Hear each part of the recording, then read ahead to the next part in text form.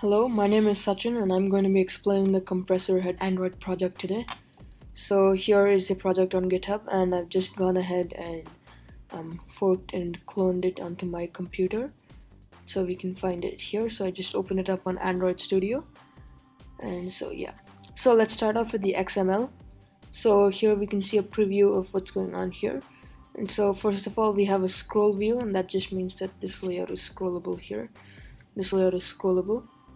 And we also have a constraint layout, so this is very flexible in terms of the views that we can have in here, and so it's good that we're using it.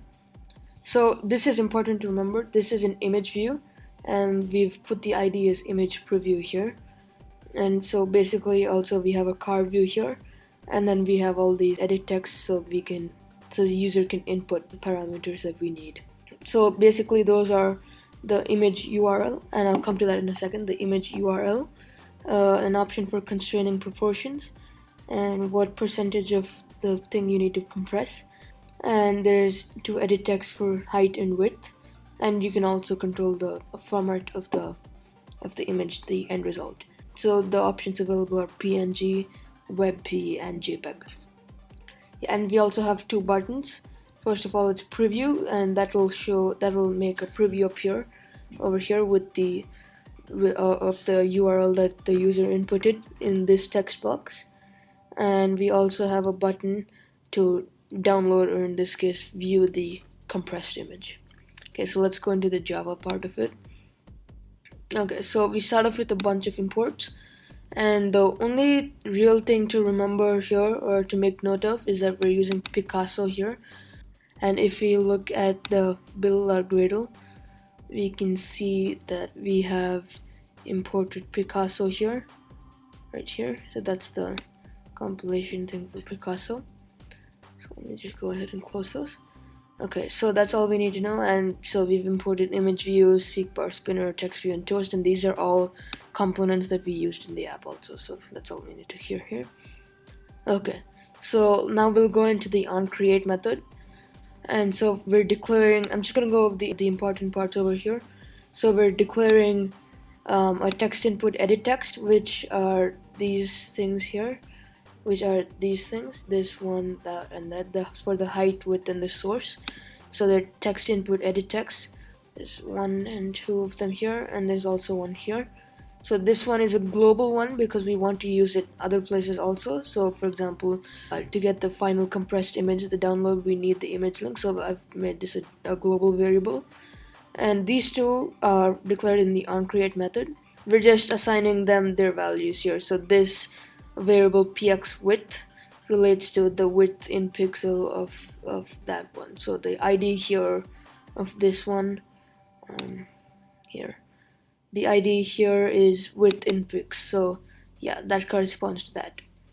And so we've just declared a bunch of them, and here are some parameters that we set for the seek bar. So the maximum progress is 100. So here we're just declaring what will happen when the seek bar is run. So on progress changed, what happens when the user changes the value of the seek bar. So here we come to the constraint proportions part of it. So the checkbox here is what we saw over here, the constraint proportions checkbox, this one. And so if we go here, so we're setting an on click and on check change listener. And so there we're just saying that if the user hasn't previewed the image before, they need to do that before they can check the checkbox, because we want to know if that's the right image that they're actually choosing, right? So if we can go into this, so this is another main part of the app. So this is the button preview, and so we've declared the button in a variable called preview, and so we assign it to the ID of the button that we declared over here. And also, yeah, so here is the part where we use Picasso.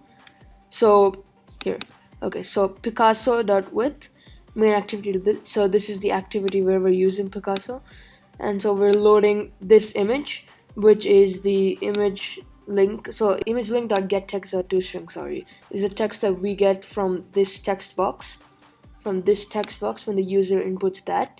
So we're essentially getting the URL that the user has inputted, and then we're making that the image which is loaded onto this this image view over here, this one, right? So that the image preview here. So we're loading it onto that. It's also important to make an on error function, because if the user doesn't have internet, then this whole app won't work. So it's essential that they do.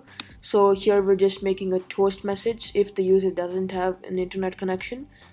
So I can show you the Picasso library here as well. So Picasso, as it says here, is a powerful image downloading and caching library for Android that we're using.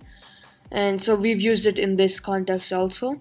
So Picasso with context lore, and this link over here was the URL, the image URL that we supplied from the user, and into image view, that's the image view that we declared in activity main and we accessed in main activity.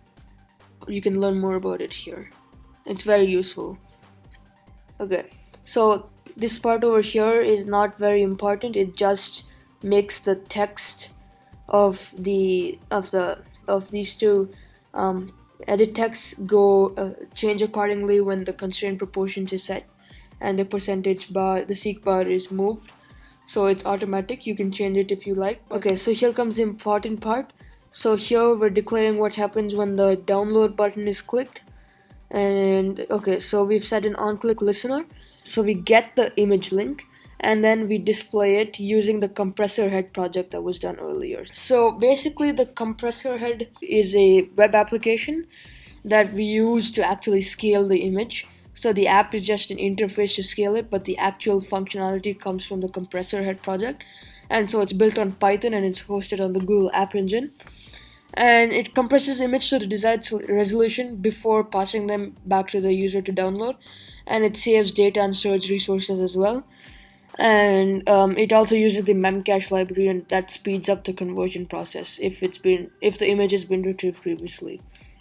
So here comes the actual functionality of the app. So if we go over here, so here is actually where we can find a method to build the URL for us, so we don't actually have to do that.